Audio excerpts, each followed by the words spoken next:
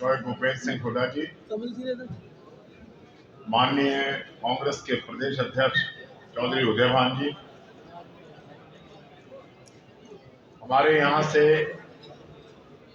गठबंधन के प्रत्याशी आदरणीय डॉक्टर सुशील गुप्ता जी, माननीय अशोक अरोड़ा जी चट्टा साहब, जोई मेवा सिंह जी, सैनी साहब विधायक, माननीय सभी पूर्व विधायकगण, इस सभा में उपस्थित कांग्रेस के और आम आदमी पार्टी के सभी सम्मानित वरिष्ठ नेतागण, कार्यकर्ताओं की सभा में उपस्थित आदरणीय देवी एवं सज्जनों, ये मेरा परम सौभाग्य है कि आज इस कार्यकर्ताओं की सभा में मुझे डॉक्टर सुशील गुप्ता का स्वागत करने का अवसर मिला। मैं डॉक्टर सुशील गुप्ता को जानता हूं। ये एक राजनीति के विशेषज्ञ हैं, बड़े गंभीर व्यक्तित्व के स्वामी, और अब जब चौधरी भूपेंद्र सिंह हुड्डा जी का और मुझसे पूर्व बोलने वाले सभी माननीय साथियों का सहयोग गुप्ता जी आपको मिला है, तो मैं कह सकता हूं यथा बुद्धि तथा बलम, जहां बुद्धि का निवास हुआ करता है वहीं बल का निवास हुआ करता है। मैंने भी 1998 में यहां से लोकसभा का चुनाव लड़ा था और बहुत से यहां साथी उपस्थित हैं जिन्होंने बड़ी जांबाजी से उस चुनाव को लड़ा था। गुप्ता जी, मुझे एक बात दिखाई दे रही है कि जब से आपका इंडिया गठबंधन का टिकट कुरुक्षेत्र से अनाउंस हुआ है, भारतीय जनता पार्टी ने 197 सीटों का घोषणा किया, लेकिन हरियाणा की लिस्ट होल्ड कर ली गई। हरियाणा से किसी की घोषणा नहीं की, क्योंकि डॉक्टर साहब के आने के बाद राजनीति के नए समीकरण हरियाणा में बन चुके हैं। इस सीट का ये इतिहास रहा है। जैसे चट्टा साहब के सुपुत्र कह रहे थे, 2009-14, उससे पहले जिंदल साहब, लाला मूलचंद जैन, अनेकों बार यहां से इस समुदाय से आने वाले लोग जो सबको साथ लेकर चलते हैं, विजयी रहे। ये एक समीकरण है। और अब जब आप और हम इकट्ठे हो गए तो इसका जो परिणाम आएगा वो केवल यहां नहीं, केवल कुरुक्षेत्र में नहीं, आपका और कांग्रेस का गठबंधन हरियाणा की 10 सीटों पर अपना रंग दिखाएगा।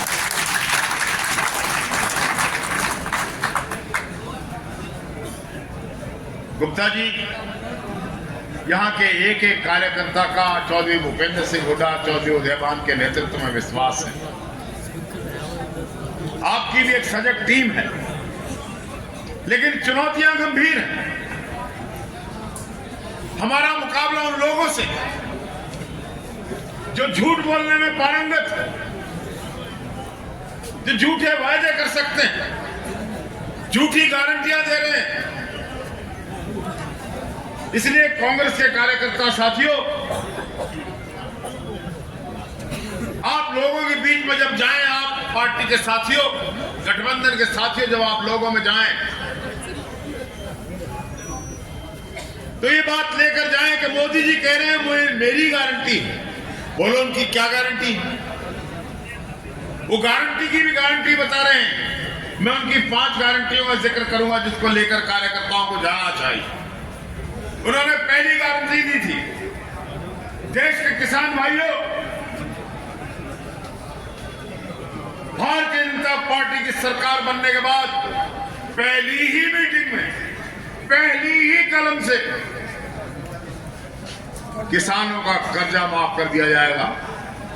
पहली ही मीटिंग में C+2 और 50% प्रॉफिट का फार्मूला, जिसको स्वामीनाथन जी का फार्मूला उन्होंने अपनी जुबान से कहा था, इसको लागू कर दिया जाएगा।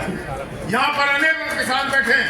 मैं पूछना चाहता हूं, आप गांव में जाइए, किसानों के सामने इस प्रश्न को उठाइए कि मोदी की पहली गारंटी का क्या हुआ। अगर आपकी पिछली गारंटी फेल हो गई तो हम आपका विश्वास क्यों करें। मोदी ने कहा था 100 दिन में काला धन ले आऊंगा। 100 दिन की गारंटी दी गई थी और काला धन जब वापस आएगा तो 15-15 लाख हर एक व्यक्ति के खाते में आएंगे। देश के करोड़ों लोगों के खाते खुलवा दिए, लेकिन किसी के खाते में एक पैसा आया तो मोदी की गारंटी नंबर 2 आप लोगों के बीच में लेकर जाइए। मोदी की गारंटी नंबर 3 देश के नौजवानों के नाम थी कि 2 करोड़ लोगों को हर साल नौकरी दी जाएगी। आज तक 20 करोड़ लोगों को नौकरी मिल जानी चाहिए थी। हरियाणा बेरोजगारी में नंबर 1। देश का नौजवान देश को छोड़कर विदेशों के दरवाजे खटखटा रहा है। अग्निवीर के नाम पर बहुत बड़ा धोखा नौजवानों के साथ किया जा रहा है। तो मोदी की गारंटी नंबर 3 रोजगार नौजवानों के लिए, बोलो फेल हुई है या पास हुई। मोदी की गारंटी नंबर 4 कि देश में कांग्रेस के राज में महंगाई है। तेल का भाव बताया गया, डीजल का बताया। मैं पूछना चाहता हूं, कांग्रेस के राज में जो 73 रुपए का पेट्रोल था 100 रुपए का हुआ कि नहीं हुआ? जो 56 रुपए डीजल का भाव था 90 रुपए हुआ कि नहीं हुआ? जो 400 रुपए का सिलेंडर था वो 900 और 1200 रुपए तक पहुंचा कि नहीं पहुंचा? सरसों के तेल, खाने के तेल और दाल और दिन की किस चीज की बात करें, हर चीज महंगाई हो गई है। सिर्फ सस्ता है तो झूठ है। तो माननीय मित्रों, महंगाई के मामले में मोदी की गारंटी नंबर 4 10 साल में फेल हो गई है। मोदी की गारंटी नंबर 5 पूछा करते थे, बोलो मित्रों, भ्रष्टाचार समाप्त होना चाहिए कि नहीं होना चाहिए? सब कहते थे होना चाहिए। मैं हरियाणा के एक जनमानस से पूछना चाहता हूं, क्या हरियाणा में भ्रष्टाचार खत्म हो गया या बढ़ गया, या भ्रष्टाचार की दरें बढ़ गई? देश में भ्रष्टाचार आलम, कानून व्यवस्था का दिवाला निकल चुका और मोदी जी गारंटी पे गारंटी दिए जा रहे हैं। हमें गारंटी चाहिए कि हम सुरक्षित हैं, गोलियां नहीं चलेंगी। इंडियन नेशनल लोकदल के अध्यक्ष को छलनी कर दिया गया, कई हलवाइयों की दुकान पर गोलियां चल रही हैं। अरे देश की सीमाएं सुरक्षित नहीं, प्रदेश के अंदर व्यापारी सुरक्षित नहीं, तो मोदी जी आपकी गारंटी का क्या करें? आपकी गारंटी में दी गई गारंटी फेल हो चुकी है। हरियाणा में सबसे ज्यादा सुरक्षा का माहौल खत्म हो चुका है। हम मोदी की गारंटियों का जिक्र करें तो शाम हो जाएगी और अनेकों गारंटियां हैं। आप लोगों से पूछना, मान लिया मैं 100 रुपए शमशेर मलिक से उधारे ले लूं, 30 तारीख को वापस कर दूंगा। फिर शमशेर के पास जाएं कि मुझे 500 और उधारे दे दे। शमशेर कहेगा पिछले 100 तो लिया। लोगों को समझाइए, ये झूठा प्रचार है। कल मैं एक जनसभा में बोल रहा था, एक नौजवान युवक राजू त्यागी खड़ा होकर बोला, पंडित जी आपकी पार्टी चुनाव नहीं जीत सकती कभी भी। मैंने कहा क्यों नहीं जीत सकती है? कि जी आपकी पार्टी में मोदी से ज्यादा बड़ा झूठा आदमी नहीं है, इतनी बड़ी झूठ बोलने वाला कोई आदमी नहीं है, इसलिए आप चुनाव एक ऐसा आदमी लाइए जो बड़े से बड़ा झूठा वायदा करे और बड़ी से बड़ी झूठ बोले, आप चुनाव जीत सकते हैं। ये आलम है, ये है देश के प्रधानमंत्री विश्वसनीयता, जो लाल किले की प्राचीर पर चढ़कर जहां कभी नेहरू बोला करते थे वहां से झूठ निकलती हो, जो देश की संसद में झूठे आंकड़े पेश करके झूठ का आलम फैलाते हो, ऐसे व्यक्ति देश को चलाएंगे। माननीय मित्रों, 10 साल का समय कम नहीं होता। मोदी को इस देश की जनता ने अपना प्यार लुटाकर 10 साल दिए। अब समय है हिसाब लेने का, अब समय है हर बात पर गौर करने का इसलिए लोगों के बीच में जाइए, लोगों के बीच में इस प्रचार को लेकर आइए कि इस गारंटी का कहां से गारंटी, इसकी वारंटी है ना गारंटी। अगर आप ये लेकर लोगों को समझाने में कामयाब हो गए, किसान तो समझते हैं, किसान को समझ में आ गई, व्यापारी भी रुक चुका है, नौजवान भी खत्म हो चुका है, नौकरी खत्म हो चुकी। इसलिए मित्रों, जब आप लोगों के बीच में इस संदेश को लेकर जाएंगे तो ये कुरुक्षेत्र की भूमि है।